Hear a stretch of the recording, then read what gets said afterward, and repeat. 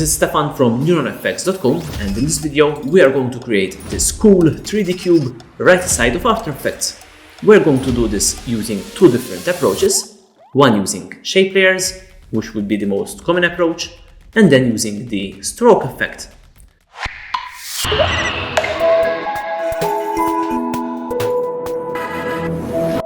The stroke effect approach has some obvious advantages, especially when resizing and rotating.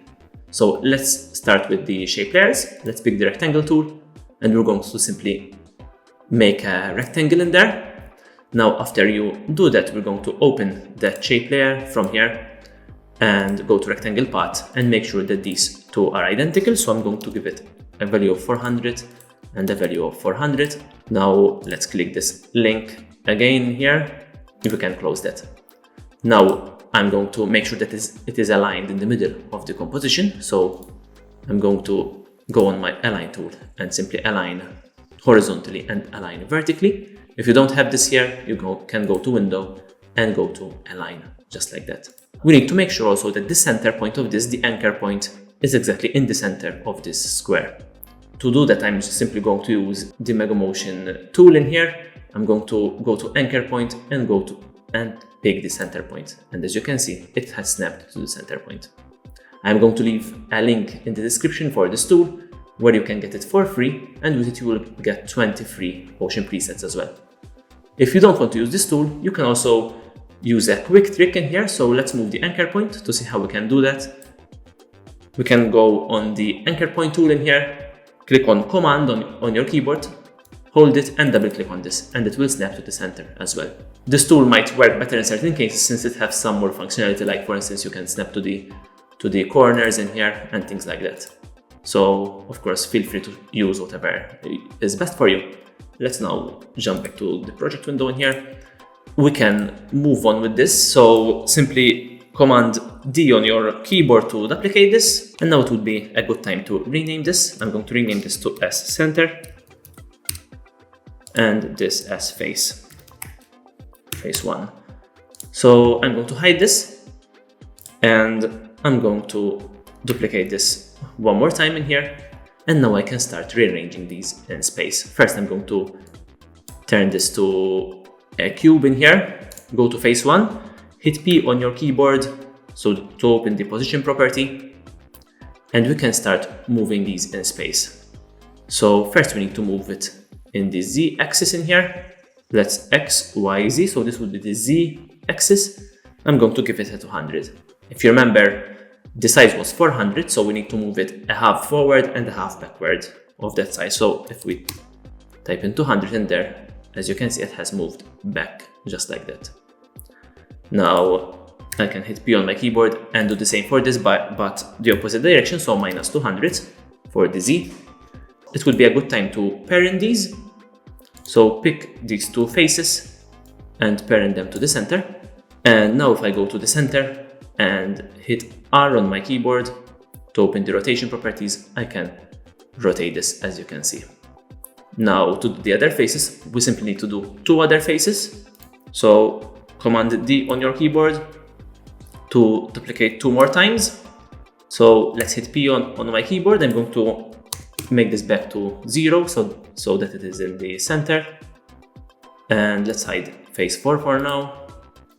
And I'm going to use R on my keyboard to open the rotation properties. And let's rotate in the x-axis. So rotate x, just like that. Wonderful.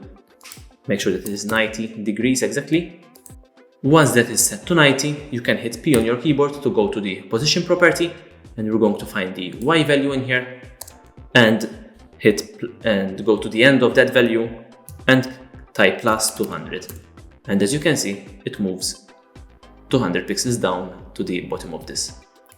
Now I'm going to delete the other face and duplicate this. And if I go on P once again for this, I can go now minus 400 to position this exactly on the top. So minus 400. Now if I pick the center and I rotate this, you can see that we have our cube perfectly set up.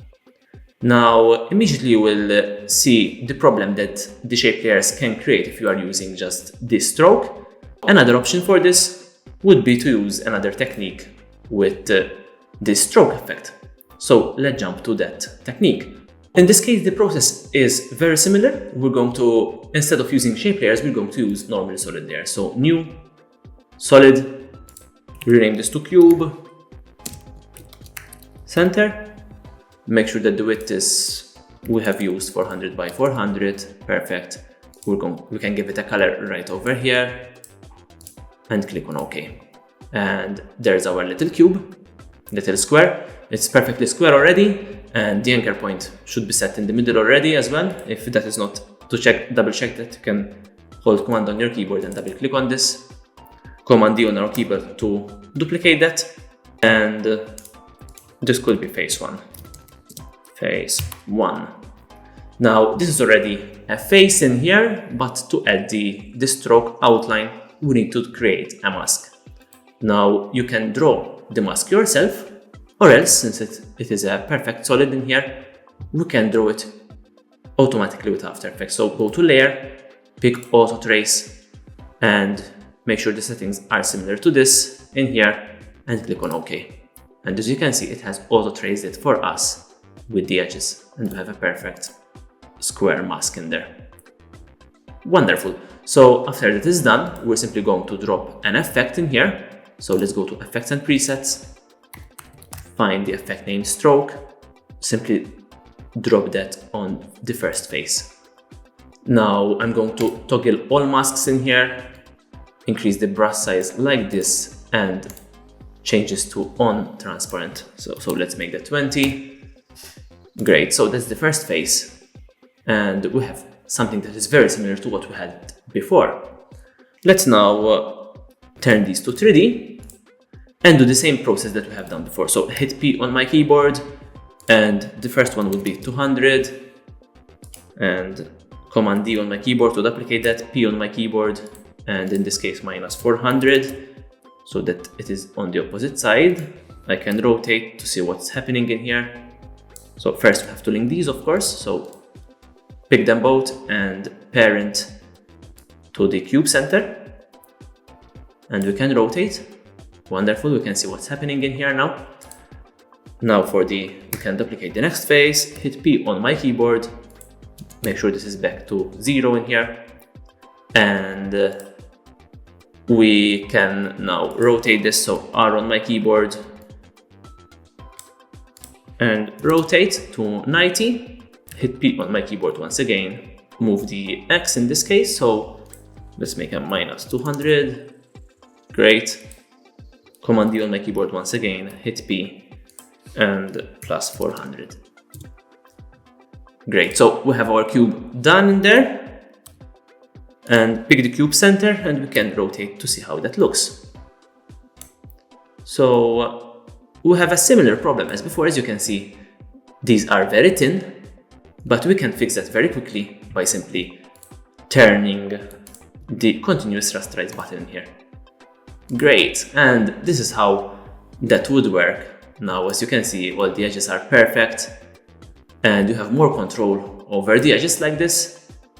If I pick now the faces in here, I can tweak the stroke size in here, for instance, make it a little bit thinner, increase the brush hardness, for instance, 200, and now to change it on the other layers, I'm simply going to copy this, Command C on your keyboard, or Control C, and Command V in here on the other layers. And as you can see, like this, we have far more control. Now, to change the color of this very quickly, what I like to do is I like to link these colors to color control. So go to the cube center, in here type in color, there it is, and this is going to be fairly simple to do. So we have our color control on the cube center, which is a simple effect, it's just a controller, it does nothing right now. And if I go to face 1, I can hold Option or Alt on my keyboard and click on color, and it will open my the expression for that color. Now let's pick the cube center, go back to where that expression was, right over here, click on that and simply pick this pick whip in here and pick whip it to that color, just like that. And now, as you can see, this color is following the color control over here. Simply pick this whole effect, Ctrl C on your keyboard, and paste it on the other layers, just like that. And now it has replaced that effect with the new one. Wonderful. Now if I go to the cube center in here, I have full control over that color immediately like that. How cool is that? And we can rotate it and use it like that.